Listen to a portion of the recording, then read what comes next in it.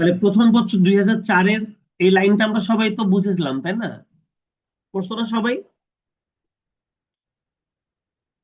এবার আসছো দুই হাজার জি পাঁচে স্যার। এবার আসছো 2005-এ। 2005-এ আমাদের এই প্রোডাকশন 4000, রয়্যালিটি 3 টাকা করে হবে 12,000। অথচ আমাদের মিনিমাম রেন্ট কিন্তু 15,000। আমাদের আবারও শর্ট ওয়ার্কিংস হয়েছে 3,000। ল্যান্ডলর্ডকে দিতে হবে 15,000।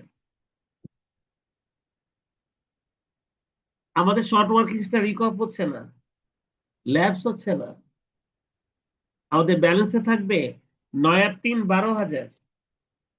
তবে এই 3,000-এর জন্য আমাদের আরো 1 বছর বেড়ে গেল না বলতো? রিকভ করার জন্য 1 বছর বেড়ে যাবে না? জি জি স্যার। স্যার। পরবর্তী 3 বছর যদি হয় তাহলে এই বছরটাও বাড়বে, কিন্তু প্রথমটার জন্য বাড়বে না, বাড়বে খালি পরের 3,000-এর জন্য, তাই তো? এবার আসো ছয়ে। ছয়ে ছিল কত আমাদের? 6,000। তাহলে 3 টাকা করে আমাদের হবে 18,000। আমাদের মিনিমাম রেন্ট ছিল 15,000। এবার 3,000 বাড়তি আছে, আমাদের শর্ট ওয়ার্কিং হয়নি, 3,000 বাড়তি আছে। তাহলে ওই 3,000 আমরা রিকপের কাছে ব্যবহার করব। তাহলে ল্যান্ডলর্ডকে আমরা 15,000 টাকাই দিয়ে দিব, ঠিক না?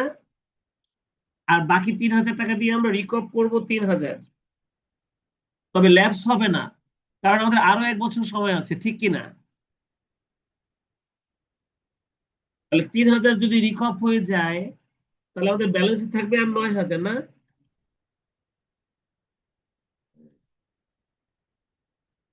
তাহলে ওই 9,000 থেকে 3,000 রিকপ হয়েছে, ওই 9,000-এর মধ্যে কিন্তু এখনো 6,000 বাকি আছে। সেটা রিকপের জন্য এই 2007 সালটাই আমাদের লাস্ট ইয়ার। কিন্তু 2007 সালে আবার স্ট্রাইক ছিল। তো 3,000 টাকা ছিল আমাদের, 3,000 ছিল আমাদের প্রোডাকশন, 3 টাকা করে 9,000 টাকা হবে আমাদের রয়্যালিটি। কিন্তু মিনিমাম রেন্ট এখন আর 15,000 ধরা যাবে না। আমাদের কয় মাস আমাদের স্ট্রাইক ছিল বলতো? 4 মাস। 4 মাস। দেখো কি করছি আমি, 4 মাস হচ্ছে আমাদের 15,000 টাকা ছিল হচ্ছে আমাদের মিনিমাম রেন্ট। মিনিমাম রেন্ট ছিল 15,000। তাহলে এই 15,000-এর মধ্যে স্ট্রাইক ছিল কয় মাস? 4 মাস। তাহলে চালু ছিল কয় মাস? 8 মাস। তাহলে এখন 8 মাসেরটা আমাকে বের করতে হবে। তাহলে 15,000-কে ভাগ করব 12 দিয়ে, আর গুণ করব 8 দিয়ে। তাহলে আমরা 8 মাসের মিনিমাম রেন্ট কত হবে সেটা বের করে ফেলতে পারবো। দেখো তো কত হয়। 15,000-কে 12,000, 12 দিয়ে স্যার ভাগ আর 8 10,000। দিয়ে গুণ। তাহলে কত হয়? 10,000। 10,000। তোমরা বুঝছো সবাই এটা? জি স্যার। যেখানে পুরো 1 বছরের জন্য আমাদের মিনিমাম রেন্ট ছিল 15,000, সেখানে আমরা 4 মাসের স্ট্রাইকের মধ্যে পড়েছি। তাহলে এই 2007-এ আমাদের কাজ হয়েছে তাহলে 8 মাস। তাহলে 12 মাসের জন্য যদি 15,000 টাকা হয় মিনিমাম রেন্ট, তাহলে 8 মাসের জন্য কত? এই আনুপাতিক হারে আমরা আমাদের মিনিমাম রেন্টটাকে কমিয়ে 10,000-এ নিয়ে আসছি। এই যে মিনিমাম রেন্টটা যে 10,000 হলো, এটা তোমরা বুঝছো সবাই? আয়েশা বুঝছো? জি স্যার। তাহলে আমাদের মিনিমাম রেন্টটা হয়ে যাবে 10,000, কিন্তু তারপরেও কিন্তু আমাদের রয়্যালিটিতে আরো 1,000 কম আসছে। তাহলে আবার আমাদের শর্ট জি ওয়ার্কিং স্যার। হলো 1,000, তাই না? স্যার। আমরা আমাদের ল্যান্ডলর্ডকে দিয়ে দিব 10,000। আমরা শর্ট ওয়ার্কিংসটা রিকভ করতে পারলাম না, তাহলে আমাদের আগের যে 6,000 ছিল ওটা এখন ল্যাপস হয়ে যাবে, ঠিক কিনা? একদম শুরুতে যে 9,000 ছিল তার থেকে 3,000 রিকভ করছিলাম, আর এটাই লাস্ট বছর ছিল। তাহলে ওই 6,000-টা আমরা রিকভ করতে পারলাম না, ঠিক আছে না? তাহলে জি আমাদের স্যার। ব্যালেন্সে থেকে যাবে আর 3,000। তবে এই 3,000 রিকভ স্যার করার জন্য, এখনকার 1,000 যোগ হবে না? হ্যাঁ, এর সঙ্গে এখনকার 1,000 যোগ করলে হবে 4,000। তবে এই যে 3,000 আছে এটার জন্য লাস্ট বছর হচ্ছে এটা, এটার জন্য লাস্ট বছর হচ্ছে এটা। এই বছর যদি আমরা ওই 3000 রিকভ করতে পারি স্যার তাহলে 3000 কিভাবে থাকলো? হ্যাঁ কি বলো? 3000 কিভাবে থাকলো? আচ্ছা স্যার আমাদের বলতেছি তো 3000 কিভাবে থাকলো? মানে এই যে 9000 থেকে 3000 না, এটা তো 4000 থাকবে।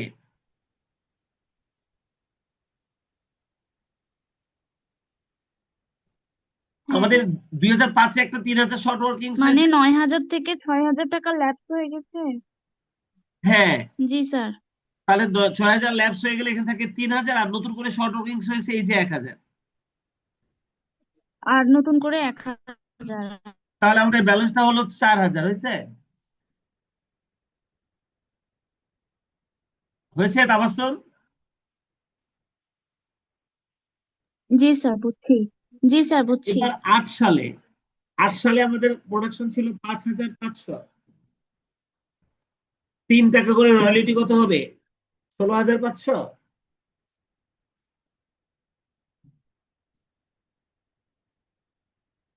আমাদের মিনিমাম রেন্ট কিন্তু 15000। জি খালি যে বছর স্যার স্ট্রাইক ছিল 16000। সেই বছর কমবে, কিন্তু পরের বছর তো আবার সেই মিনিমাম রেন্ট আগের মতন 15000ই হয়ে যাবে, তাই না? জি স্যার। তাহলে এবার আমাদের শর্ট ওয়ার্কিং হলো না, কিন্তু বাকি থাকে কত? 1500। তাহলে ল্যান্ডলর্ডকে আমরা 15000 টাকাই দিয়ে দিব। তাহলে ওই 1500 আমরা এখন রিকভ করব। তাহলে ওই 3000 থেকে যদি 1500 রিকভ হয়, তাহলে ওই 3000-এর মধ্যে বাকি যে 1500 ছিল এই সেটা ল্যাপস হয়ে যাবে না? স্যার যদি আরো 1000। হ্যাঁ, এই ল্যাপস হওয়ার ব্যাপারটা বুঝছো তো সবাই?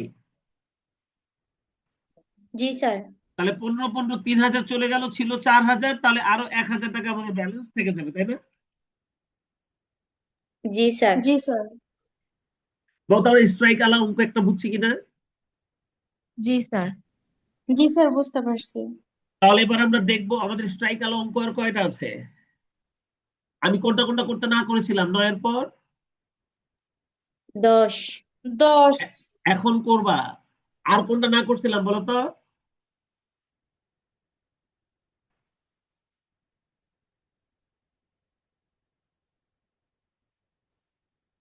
পনেরোটাও স্যার করবা। 15 করতে না করছিলেন।